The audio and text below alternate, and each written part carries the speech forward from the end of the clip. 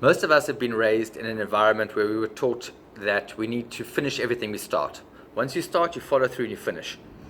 And that's a good principle, but I think that it has certain limitations. And perhaps as adults, it's important that we learn what those limitations are, and I think that we learn to be fleet of foot and figure out pretty quickly when something isn't good for us. And here's a good example. So a couple of years ago, very good Ironman athlete, James Cunnama, was racing Ironman Port Elizabeth.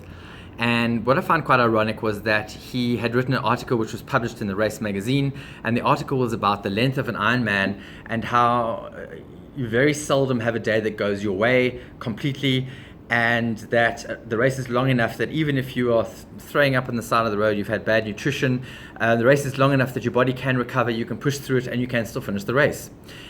And why I found it ironic was that that year, unfortunately, wasn't a good one for James. And he landed up having some gastric issues of his own. So bad that he ended up stepping off the course in the first lap of the run. And he came in for quite a lot of stick. A lot of people saying, well, what does that say as an Ironman? Why didn't he at least finish? And what is it saying to the rest of us? And what is the spirit of being an Ironman? And in talking to James a couple of weeks later, it was quite interesting what he had to say. And he's 100% correct. And what he said is that, Rich, every single time I race an Ironman, I'm doing it for money. I'm a professional athlete. This is how I earn an income. Every Ironman takes its toll on my body, and I can only do a certain number of races in a year. If I'm having a bad race, I'm not going to earn money from it. It's not going to be good coverage for my sponsors. The sooner I can call it, the better for me. I can conserve energy, I can recover quicker after the race, and I can find another race to put in this one's place and hopefully earn money. In other words, what James was saying is that it's my business, and as a business owner or an entrepreneur, the sooner I can figure out when something isn't working for me and either stop it and change tack, the better.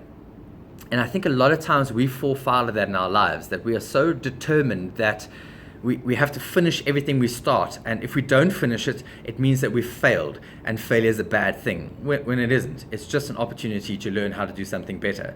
So I'm about to start my own Ironman in a week and a half, and I've already decided that if I don't finish, it's okay. In fact, I'm open to not finishing, because if I don't finish, it will purely be because I had to save my body because of what I've been through.